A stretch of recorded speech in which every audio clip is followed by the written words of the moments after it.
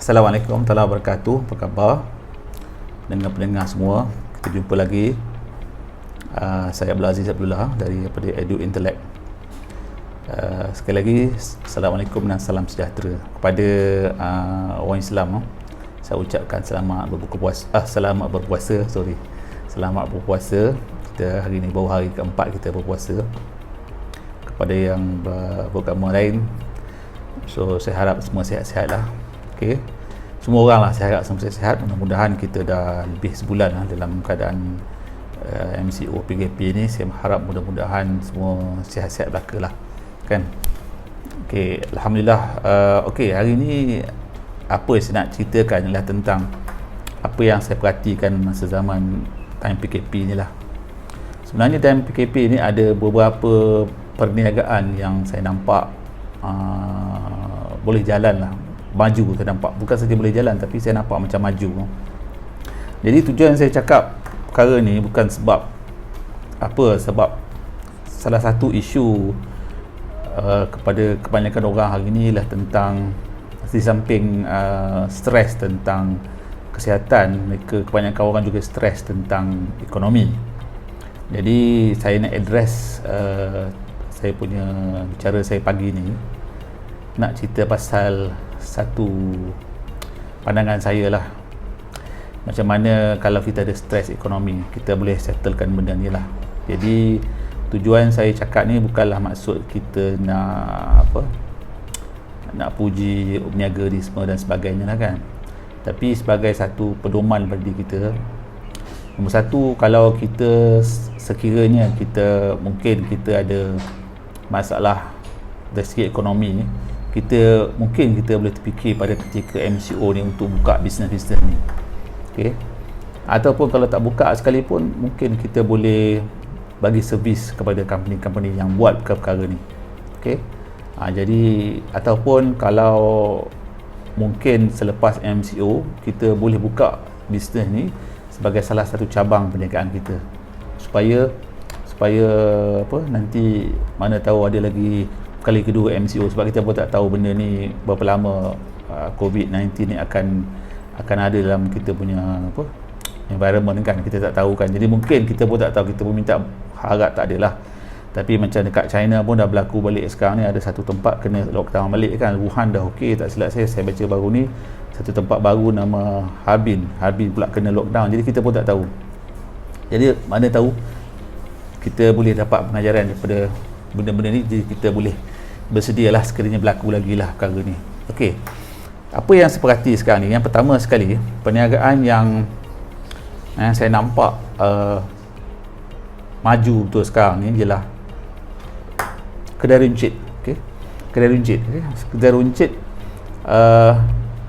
walaupun orang boleh pergi Tesco, Giant dan sebagainya, tapi oleh kerana had pergerakan yang apa, yang terhad, kan, kedai runcit adalah satu perniagaan yang pada ketika ni memang maju. Okey, walaupun satu ketika dulu kita pandang remeh tentang perniagaan kedai runcit ni, tapi sebenarnya pada ketika ni kedai runcit yang paling maju. Okey, saya nampak paling maju sekali kedai runcit. Okey, jadi kedai runcit ni ialah kat tempat kita, kalau kita perhatikan Speed 99 tu, pasal dia beroperasi macam kedai runcit, jadi kita tengok memang maju. Hatta kalau kedai-kedai runcit lain sekalipun, walaupun yang kecil macam mana pun, memang maju pada ketika ni. Jadi kedai runcit adalah satu perniagaan yang maju. Okey, tu perniagaan pertama yang saya nampak maju lah. Di samping tu, yang berkaitan dengan kedai runcit ni adalah pasar raya lah. Pasar raya pun kita nampak daripada kita mula MCO ni, PKP ni memang tak ditutup, tapi pasar raya ni adalah satu perniagaan yang besar. Jadi mungkin tak ramai orang boleh berkecimpung dalam perniagaan pasar raya, tapi pasar raya pun adalah satu perniagaan yang memang maju pada ketika ni. Okey, itu pertama. Yang kedua saya nampak yang maju sekarang ni ialah perniagaan delivery. Okey, delivery ni semua jenis delivery. Okey, hatta delivery yang delivery makanan ataupun delivery barangan. Kita dah nampak sekarang ni, kalau sebelum MCO ni hanya contohnya restoran saja yang buat delivery, tapi sekarang ni dah banyak perniagaan-perniagaan yang buat delivery. Okey, barangan-barangan, especially orang dah mula buat online punya perniagaan, barang delivery maju. Sehingga sekarang ni, kalau dulu syarikat delivery, apps delivery ni boleh buat melalui pakai motor je, sekarang siapa ada kereta pun dah boleh buat benda ni. Jadi tapi kena patuhlah apa peraturan daripada pihak berkuasa untuk buat perkara ni. Jadi delivery satu perniagaan yang saya nampak maju lah. Okey. Lepas tu restoran.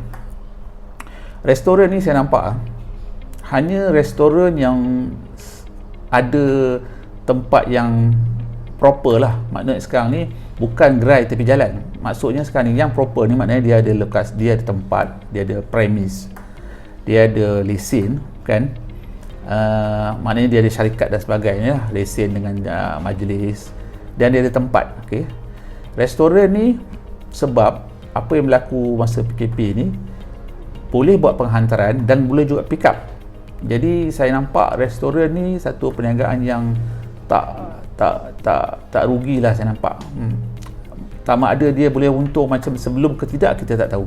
Tapi saya nampak banyak restoran yang especially yang ada premis, yang ada lokasi, mereka dah buat delivery dan pick up kan. Even bulan puasa ni saya perhatikan ada setengah restoran yang especially yang ada tempat, mereka terus macam biasa, jual nasi campur, jual kuih muih semua, cuma orang datang pick up ataupun dia buat delivery sekarang. Okay.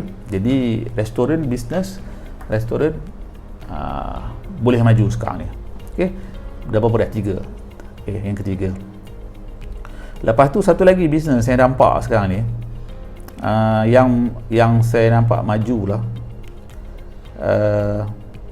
Okay, ini berkaitan dengan kita punya, kalau kita ada barangan lah, kalau kita jual barangan kan, ini berkaitan dengan kalau kita boleh hantar barang tu kan. Sebab bila orang duduk rumah, orang nak bersenam tau. Dia nak bersenam tau.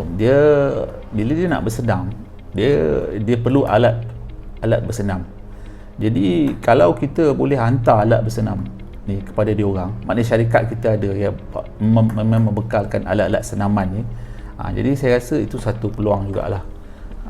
Jadi satu peluang juga.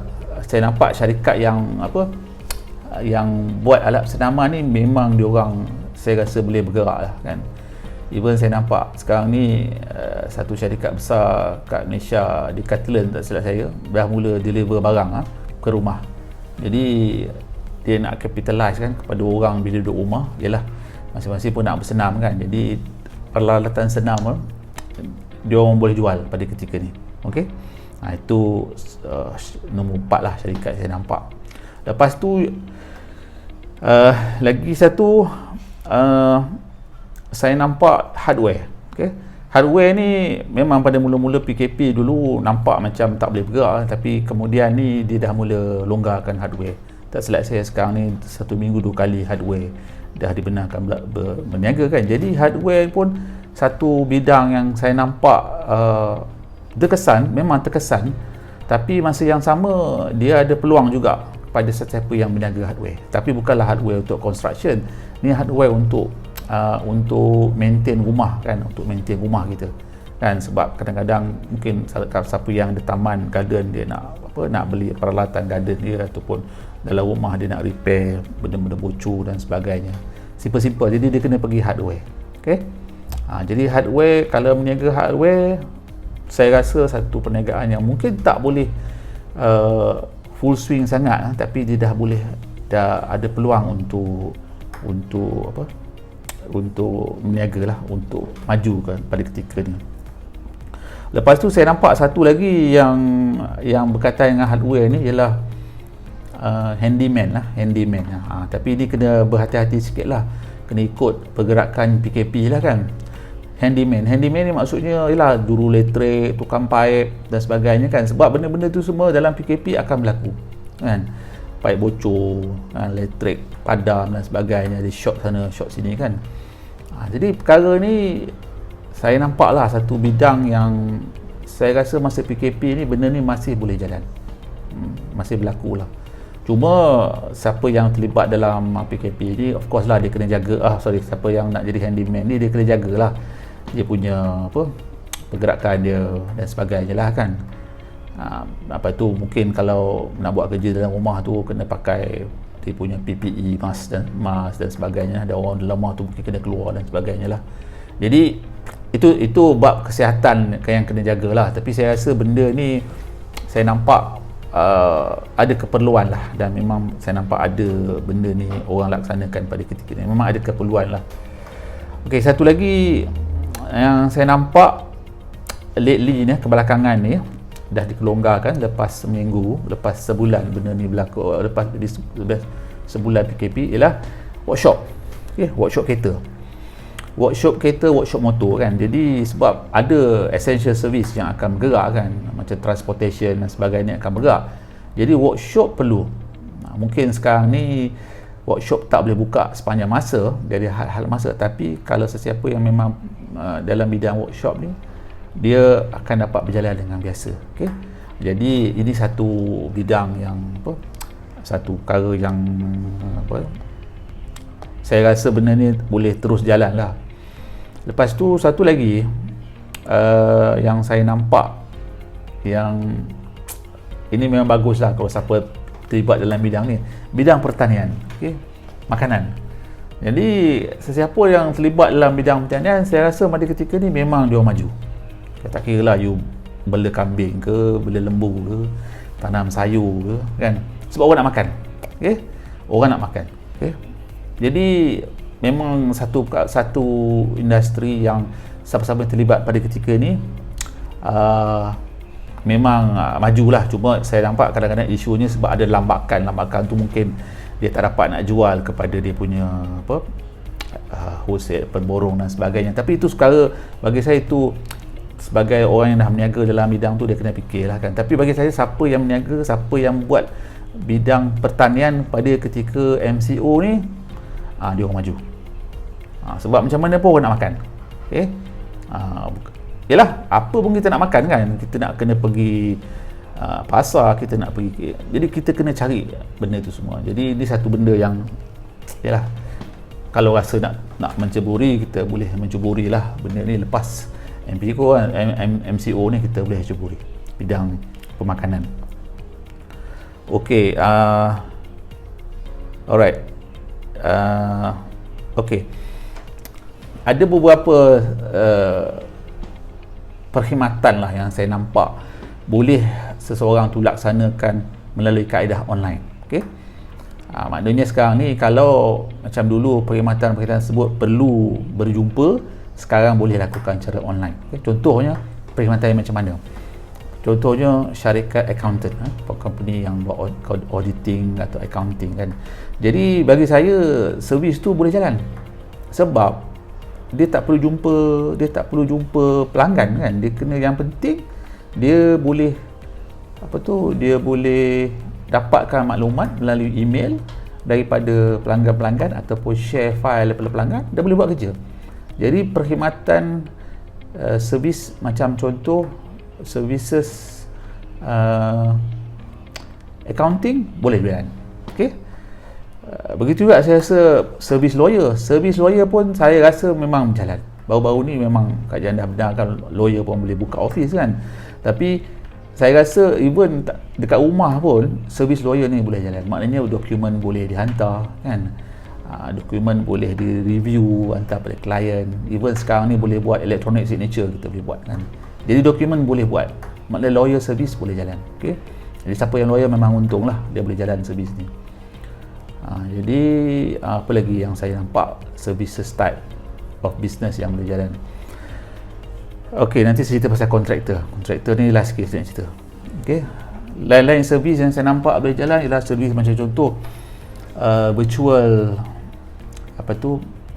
administration ni. Maknanya sekarang ni, di barat perkara ni banyak dah orang lakukan, macam contohnya kerja-kerja perkeranian kan, filing dan sebagainya kan, jawab telefon, even sales pun banyak orang outsource. Tapi kat Malaysia ni masih lagi orang hire, orang kata pekerja khas, pekerja-kerja perkeranian kan.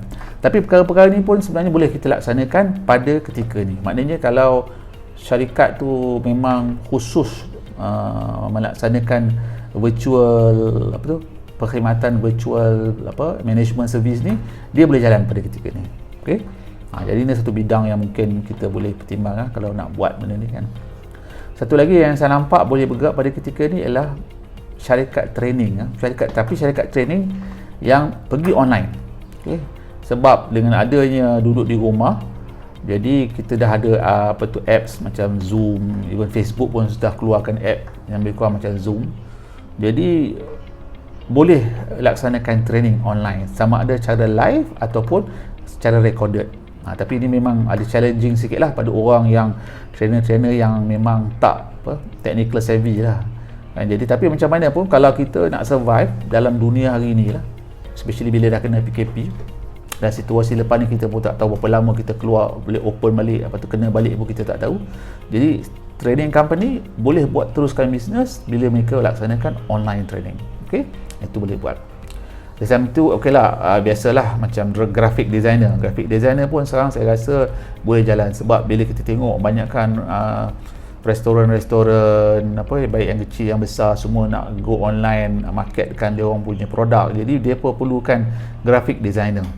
Jadi graphic designer pun saya rasa satu bisnes yang boleh maju pada ketika ni kan. Saya rasa memang banyak kerja, sebab takkan orang restoran tu nak buat grafik kan.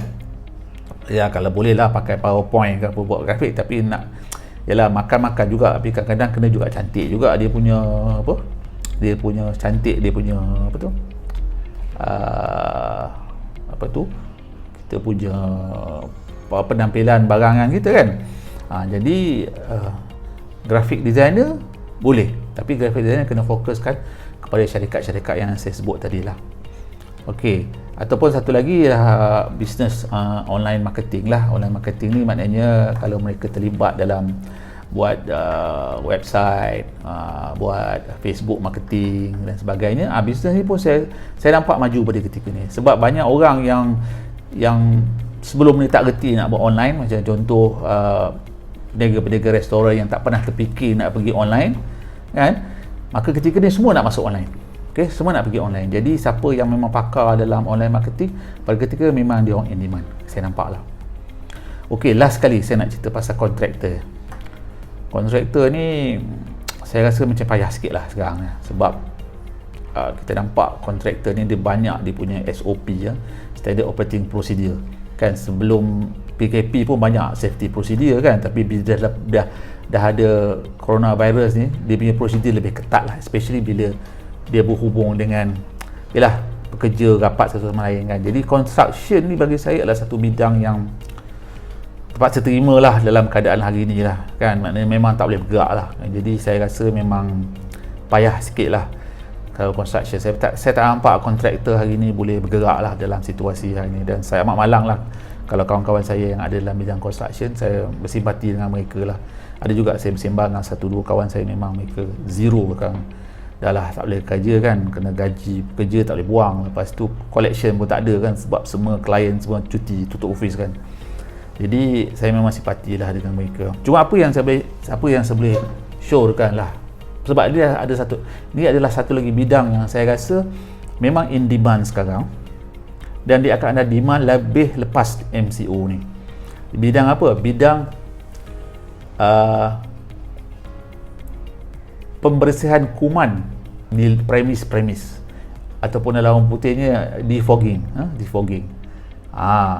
Ini dah macam contoh kita dah nampak kan, kadang-kadang kita dah nampak agensi kerajaan dah mula buat kan defogging pasar kan. Jadi ini satu perkhidmatan yang saya rasa sebagai satu kontraktor boleh ceburkan diri. Saya rasa tak banyak company sekarang yang ceburkan diri perkara ni.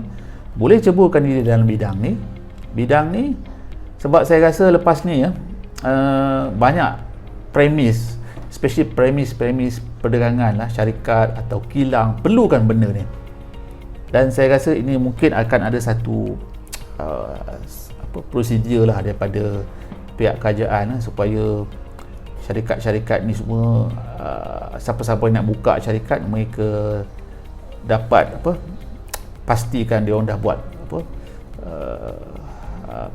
fogging ni kan. Jadi ini satu bidang saya rasa kalau kontraktor yang ada sekarang ni, kalau mungkin mereka nak ceburkan bidang ni, saya rasa boleh pertimbangkan lah kan.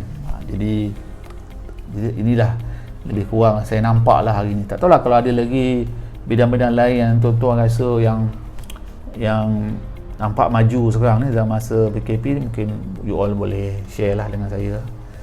Jadi macam saya kata awal tadi, saya share ni bukan apa, saya nak tunjukkan bahawa dalam situasi ini bila orang fikir pasal ekonomi, risau pasal ekonomi dan sebagainya, tapi sebenarnya tak adalah teruk sangat ekonomi hari ni.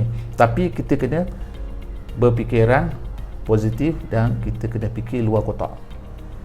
Kalau kita hanya tumpukan apa bidang yang kita ada sekarang ni dan kita tak fikir, tak kreatif dan kita tak fikir luar kotak, mungkin kita akan jadi buntu, kita akan jadi stressful. Macam saya kata awal tadi, satu, kita boleh provide services kepada syarikat-syarikat yang bidang-bidang yang saya sebut tadi. Nombor dua, kita boleh terus ceburkan diri dalam bidang tersebut. Sekarang juga kita boleh ceburkan diri dalam bidang tersebut. Okey? Ataupun kalau tak sekarang pun, kita boleh tunggu selepas MCO ni ditarik balik, kita boleh terus buat satu cabang bisnes kita dalam bidang ni.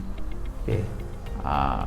Tapi bisnes yang asal kita mungkin kita teruskan, tapi ini kita buat satu cabang baru dalam bisnes ni. In case jadi lagi MCO, kita dah bersedia dengan satu cabang bisnes yang kita boleh teruskan kita punya, dan mungkin stres kewangan kita akan jadi kurang.